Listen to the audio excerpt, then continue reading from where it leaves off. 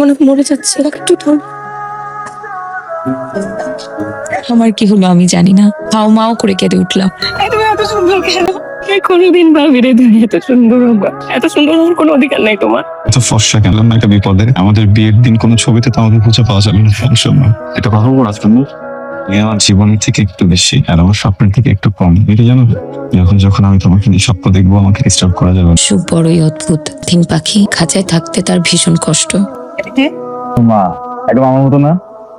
তীব্র অবিশ্বাস নিয়ে তার দিকে চেয়ে রইলাম। হলো যেন কণ্ঠে আটকে গেল। আমার দুনিয়া ভেঙে যাচ্ছে, মনে হচ্ছে আমার কম্পিত কণ্ঠস্বরের সাথে দুনিয়াও কম্পিত হচ্ছে। তোমার মার সেদিতে শিখবা তো?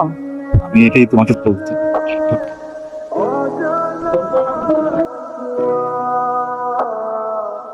আমি তোমাকে ভালোবাসতাম রাতু, তো তুমি এটা আমার সাথে কি করলা? তুমি জানতা না আমার ধর্ম কি? জানতাম। জানতা, তাহলে কখনো বলার প্রয়োজন মনে করো না আমার কাছে? ছিলাম আমি যখন তোমার সাথে কথা শুরু করি তখন তবে দিন পার হয়ে গেছে, এটা মাথায় ছিল। সেটা যে তোমাকে বলা হয়নি এটা মাথায় ছিল। মানুষ একই ধর্মের না, এটাও মাথায় ছিল। বেশ মাথায় ছিল তুমি একটা মুহূর্ত তোমার প্রতি ভালোবাসা। যখন এটা মাথায় আসছে ততদিন অনেক দেরি হয়ে গেছে। কিভাবে বলবো বুঝতেছিলাম। মনে হচ্ছিল যদি অনেক কষ্ট পেয়ে যাও, যদি আমাকে ছেড়ে দাও। আমি তোমাকে অনেক ভালোবাসতাম রাতুল, কোনোদিনও চাই না আমাদের সম্পর্কের মাঝখানে কোনো ধরনের কোনো মিথ্যা কথা থাকুক। বিশেষ করে আমি তোমাকে কষ্ট দিতে চাইনি। অনেক ভালোবাসি তোমাকে, অনেক।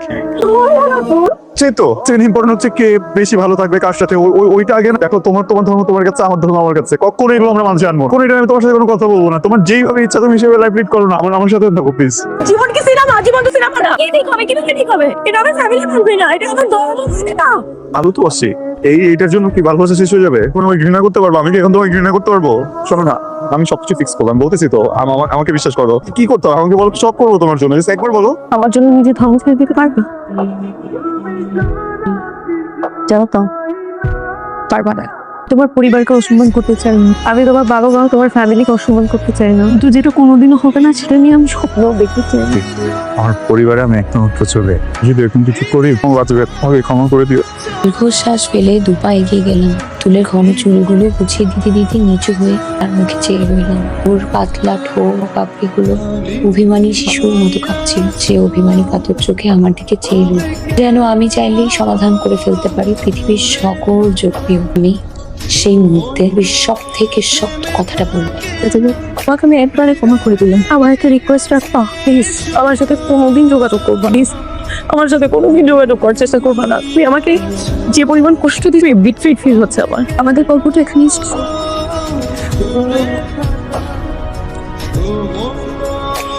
সেদিন রাতুল কোনো উত্তর দিতে পারেনি, ফ্যাল চোখে তাকিয়েছিল শুধু। তার পরের দিনগুলো ছিল খুব দুর্বিষহ। আমি রাতুলের নাম্বারটাও ব্লক লিস্টে ফেলেছি। ভার্সিটি যাবি না?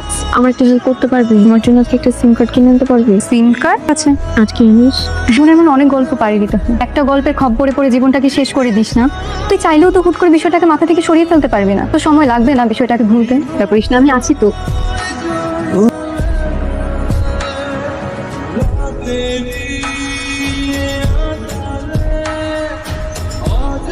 আমি তোমাকে অনেক ভালোবাসি চৈতি, আমাকে একটু ভালোবাসো না প্লিজ। আমি ইগনোরেন্স দিতে পারতেছি না। জীবনে বেঁচে থাকাটা অনেক কঠিন হয়ে যাচ্ছে। আমার জন্য তো বেঁচে থাকা অনেক জরুরি জয়ী।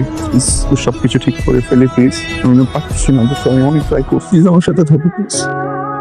বাড়ি থেকে তো অনেক প্রেশার বিয়ের জন্য, আমার বাড়ি থেকেও তোমার বাড়ি থেকেও। এবার একটু রাজি হয়ে যাও না প্লিজ। আমি আমার ফ্যামিলিকে ম্যানেজ করে ফেলবো, মাকে ম্যানেজ করবো না। এক সাইড দেখলে তো হবে না রাতুল, আমার পরিবার কোনোদিন রাজি হবে না। আমার কোনো দোষ নাই। আমার কাছ থেকে একটা জিনিস হাইড করছো, করার কারণে আজকে আমরা এখানে দাঁড়াই। তুমি আমার সাথে এটা হাইড না করলে হয়তো আমার একটা সুন্দর বন্ধুত্বের সম্পর্ক তো থাকতে পারতো না কি?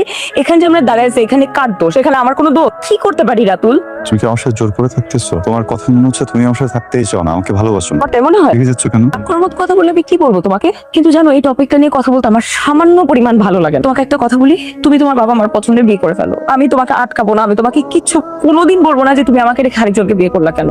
এত কঠিন ভাবে কেন কথা বলতেছো বলো? আমার জন্ম, আমার ধর্ম, এগুলো কি আমার দোষ? তুমি কি আমার হাতে? ধর্ম তোমার হাতে ছিল না, কিন্তু আমরা এখন যে সিচুয়েশনে দাঁড়ানো এটা সম্পূর্ণ তোমার হাতে। তুই জাস্ট আমাকে হাইড না করলেই পার, কিন্তু না, তুমি তো আমাকে ফাঁসাইছো। তুমি যখন আমাকে ফাঁসাইছো তখন তোমার মনে ছিল না? তোমাকে ফাঁসিয়েছি। হ্যাঁ, তুমি আমাকে ফাঁসাইছো। তুমি স্বার্থপর মতো একটা ডিসিশন নিয়ে, এবং তোমার এই স্বার্থপর মতো ডিসিশনের কারণে আজকে আমি এখানে দাঁড়াইছি। ঠিক আছে, সব ভুল আমার। আমি তো তোমার সাথে একটু বাঁচতে চাই, ভালো থাকতে চাই। কিন্তু একটা তোমাকে চিনি, যাকে ভালোবেসে তোমাকে চাইছি না, যাকে অনেক ভালোবাসি। এই তুমিটা যদি চেঞ্জ হয়ে যাও আমার অনেক কষ্ট হবে, বুঝছো? প্লিজ চেঞ্জ হবে প্লিজ। জি, আমি আর পারছি না। ওর কাছে আমার চাওয়া পাওয়া খুব ছোট, বাঁচতে চাই। দিন দিন সবাই ভুলে যাচ্ছে যে আমিও একজন মানুষ। বিয়ে করে চালু না তো সাথে যোগাযোগ। আবার বাসা থেকেও বিয়ে নিয়ে আমাকে প্রেশার দেওয়া হচ্ছে। আন্টি আঙ্কেলের তো তোমাকে নিয়ে একটা এক্সপেকটেশন আছে, তাই না?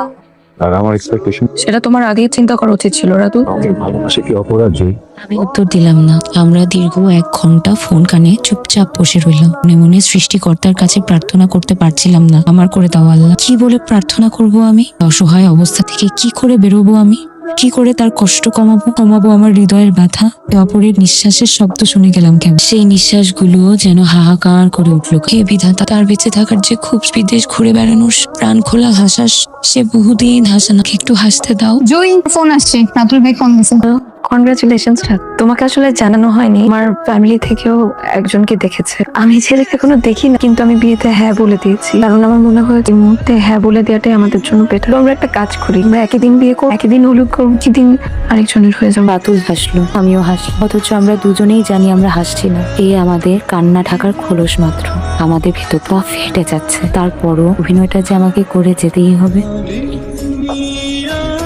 তোমাকে হলুদ পরির মতো লাগছে জয়ী। আমার কালো গায়ে হলুদ রং মানায় না, কালো হলুদ মিলে যাতা অবস্থা। আমি হেসে ফেললাম। আমরা হাসতে হাসতে বুঝি জনের ভেতরটা চেঁচিয়ে উঠে বলছে, ভাই তোমার কারো হয়ে যেও না, আমি তো মরে যাবো।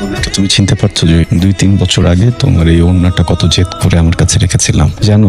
এই ওড়নাটাতে না এখনো তোমার গন্ধ পাই। কেন যেন তোমার গন্ধ ছাড়া আমার ঘুম হয় না। তুমি আমার জীবনে নেই ভাবলেই কেমন অসহায় লাগে। একটু হাহাকার করি, তোমাকে খুব যন্ত্রণা দিই না জয়ী? আমার খুব বেঁচে থাকার চেষ্টা। ইউনিভার্সিটির ফার্স্ট ইয়ারে যখন স্যার জিজ্ঞেস করেছিলেন রাতু হচ্ছে কি, বলেছিলাম স্যার আমার 1 বছর বাঁচাই, কিন্তু সেই ইচ্ছেটা পূরণ হলো। জীবন, বাবা, মা আর তোমাকে একই দাঁড়ি পাল্লায় মাপার পর জীবনটা ভালোবাসার যুদ্ধে হেরে গেল। এই কয়েক বছরে বাবা, মা, তুমি আর জীবনের মাঝে সবচেয়ে কম ভালোবেসেছি নিজেকে। আমি তোমাকে কেন পেলাম না? তোমাকে বউ বলার স্বাদ আমার কেন পূরণ হলো না? আমি সৃষ্টিকর্তাকে বলতে চাইনি বড় অন্যায় করলেন আমার সাথে। কি হতো পৃথিবীর একটা কোণে আমাকে একটু বাঁচতে দিত? জানেন পৃথিবী কতটা নিষ্ঠুর। পৃথিবীতে তোমায় একা রেখে যাচ্ছি বলে রাগ করো না। তোমাকে অনেক ভালোবেসেছি, জীবনের থেকেও বেশি, হয়তো স্বপ্নের থেকেও বেশি। তো আফসোস তোমাকে পাওয়া হলো না জয়ী। পৃথিবীর সব সুখ তোমার হোক। হ্যালো, কি হয়েছে? আসলে আপু সুসাইড অ্যাটেম্প করছিল, হাত পায়ের রগ সব কেটে ফেলছে। ডাক্তাররা আসলে অনেক চেষ্টা করলো তো বেঁচে নেই আমার বন্ধুটা। একটু আগে সে মারা গেছে।